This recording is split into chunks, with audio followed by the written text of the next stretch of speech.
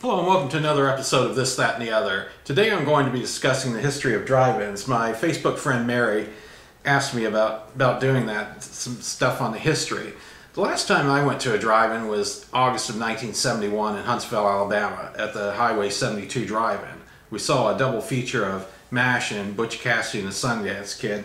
I remember going several times as a kid, and I saw Mary Poppins, Yours, Mine, and Ours, Airport. I remember seeing Gone with the Wind, very long movie, and it was a fun experience. You could, at the snack bar, you could get pizza, hot dogs, hamburgers, of course the popcorn, the candy, the drinks, a little more stuff than what you would get in a movie theater. It was a fun experience going, but it's been a long time since I've gone. I remember the speakers being hung on the windows of the car for sound, and later on I understood that you got the sound through your radio. I don't know exactly how that worked, but that's what I had heard. I remember there was a drive-in in Fairfax called Lee Highway Drive-In. Later on they built the multiplex theaters, which a few years ago those have been demolished. But I do remember seeing the drive-in, but never did go to a movie there.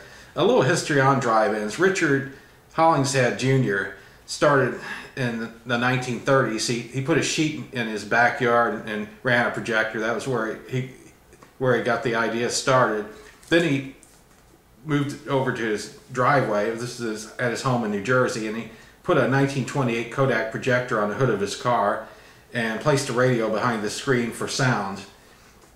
He later on was thinking about how other cars would be able to see the screen if you have another car in front. So he lined up other cars in his driveway and put concrete blocks and got all that figured out. And then he went to the patent office, and finally it took him over a year, but he finally got his drive-in idea patented. And the first Hollingshead Drive-In opened on June 6th of 1933. Between 1946 and 1948, movie theaters went from 155 to 820 screens.